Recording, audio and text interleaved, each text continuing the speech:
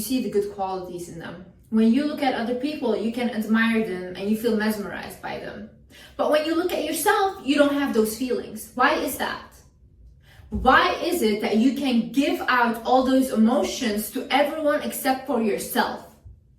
Why is it that you can make someone else feel secure about themselves, but you can't when it comes to you? Listen, I am here right now to fix this, and literally after this video, you will be a step closer to becoming more confident. Hi guys, my name is Liz and welcome back to my channel. Okay, let's get right into it. First things first. In order for you to become more confident, you have to get to know yourself. You have to study yourself and your behaviors and your emotions to a point that when someone comes up to you and tells you, oh, this is the way you are, you can be like, yes, I am that way and I know why I am that way and I'm working on fixing that. Because no one can tell you who you are when you know who you are. When I started healing my traumas and I started this whole healing journey, I became a lot more confident in myself. Because before I used to think like, oh, I'm just crazy. Like I'm a crazy person. And then when I started healing my traumas, then I realized, oh, wait a minute. You're not crazy, you're hurt. And this happened. And this is why you're acting that way. And then I could heal that. And then I could also not listen to when people said to me, oh, Liz, you're just crazy. See, for me as well, it's very obvious when I see someone that doesn't know who they are and they're trying to fit in anywhere and trying to adapt to that person and whatever they're doing. They're very easily manipulated. You can very easily manipulate people like that and you can spot them like this. And when people want to take advantage of you, they will see that in you. So how do you study yourself? You journal, okay? Now go to internet, like go even to my Instagram account, it's ThewizardLiz. I have shadow work questions there. You click on them. You go to Pinterest, you look up shadow work questions, journaling questions, questions about myself. You look all these questions up and then you answer them for yourself. That way you will get to know yourself little by little more and more. The thing that helped for me personally was therapy. I went into therapy, I talked to my therapist and she validated me in a lot of ways. I've been gaslighted my whole life and thought that I was overreacting. Nothing was wrong with me. I was just crazy until I started talking to my therapist and then she told me, no, you are this way because this happened. This is how we can fix it. And she literally made me feel sane. If you don't know where to begin to find a therapist, then you're lucky because this video is sponsored by BetterHelp. Regardless of the sponsorship, I genuinely think BetterHelp is a good platform because it combines over 30,000 therapists on one online platform.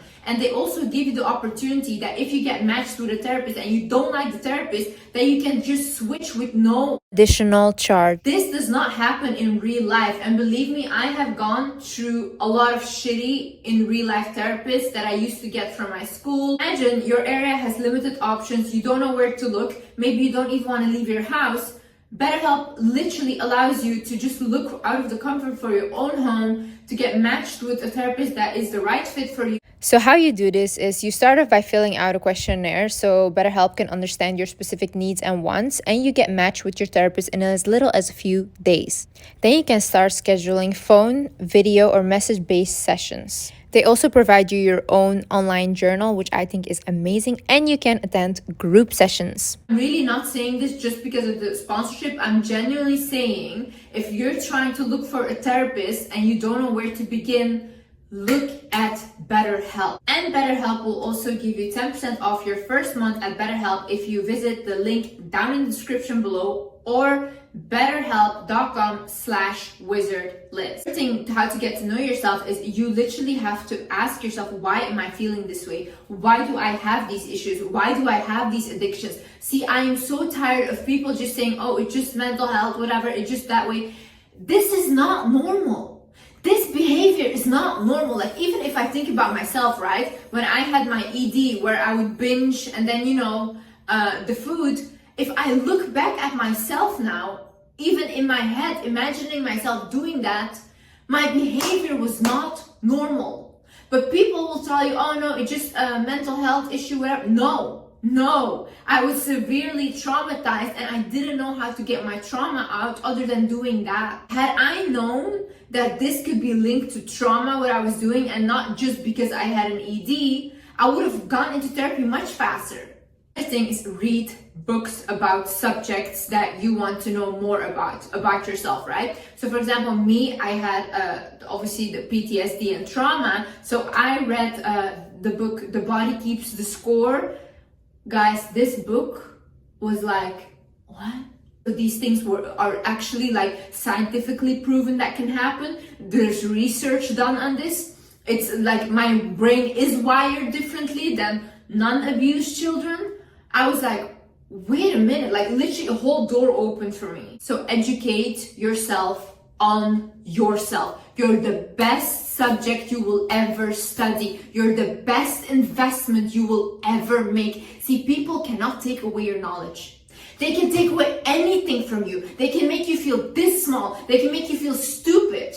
But what they cannot take away from you is what you know and your intelligence. So work on that. Dedicated to something. See, confident people always have something that they're dedicated to, whether it's a goal, whether it's a hobby, whatever it is, you know. If you don't have any dedication or any stability in life, all your other things in life will also not be stable, or you will also not be dedicated to other things in your life. Like for example, you don't have a dedication in your regular routine, you'll probably also not have the dedication in your relationships and friendships, because you don't even care about your own life. Why would you care to create a life with someone else? Obviously, people like that will not be confident, because what is there to be confident about? Why should you be confident? Literally, if you're constantly not doing anything, you don't have any goals, you don't have anything that you want to do, or even hobbies you like to engage in, how should you be confident? If you even go out with a group of friends, what will you talk about? You have nothing to talk about. That's why you need to find dedication in something, so you can be dedicated to yourself, so you can be dedicated to your family, to your loved ones. But be dedicated to something in your life and to yourself first. Surround yourself with people that you look up to. I read this quote recently, and it was about if you want your ego stroked, then you should hang out with people that look up to you.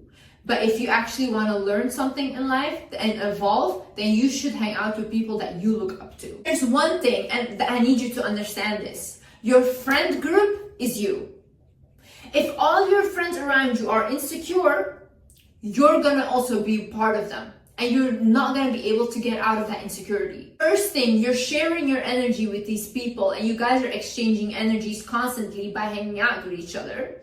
So their insecurities come to you, they take your insecurities, and it's just a cycle like this. But who breaks this cycle? You know who breaks the cycle? The person that actually starts to have friends that are confident. And it may not feel good to you, because you may be like, oh my God, no, I feel so insecure around confident people. But that is actually when you have to get uncomfortable, because you have to look up to them and look at them and think, what can I learn from this person? Why does this person love themselves so much? It's not about looks. I'm gonna tell you, because I have seen people drop that gorgeous, most insecure. Actually, in fact, I will say this, the most beautiful people I know are the most insecure. Most insecure. And then I have people that are not that socially beautiful, but them, the way they walk, talk, and act, hottest people on earth. I find them more attractive than my physically beautiful friends. Because you know why as well? Their aura rubs off on you. Their confidence rubs off on you. So when they walk in somewhere and they feel good about something, you automatically start to feel good about yourself too. So hang out with people that you can learn from. I'm not saying ditch all your insecure friends, but start having other friends that you can look up to, that you see like, oh, you know what? Yeah, I want to learn from them. I want to see why they feel that way and how I can feel that way. Another thing is start thinking more with your heart instead of your ego. This way, you will stop taking things so personal. For example, when I get a hate comment or negative comments, I say, oh, okay, nice. They're speaking from their perspective. It's okay. These people can have their opinion. Meanwhile, before maybe I would get offended, but now I think like, yeah, but they're seeing it from their perspective. How can I be offended at that? When you start thinking more with your heart and you start to see people as damaged souls, as damaged adults that need to heal their inner child, then you actually start to be very compassionate and you become like a lot less like taking things personally. You don't really do that anymore. See, everything in life that happens is your perception of it. You're watching this video right now with your perception of me.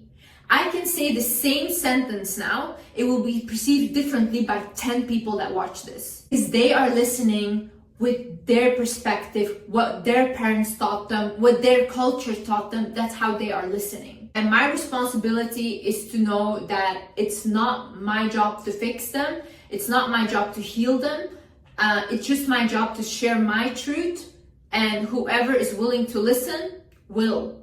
And whoever is willing to doubt me, they will. What does it matter at the end of the day? Another thing is stop trying to be someone else. The issue is when you try to be someone else, you will always be the lesser version of them.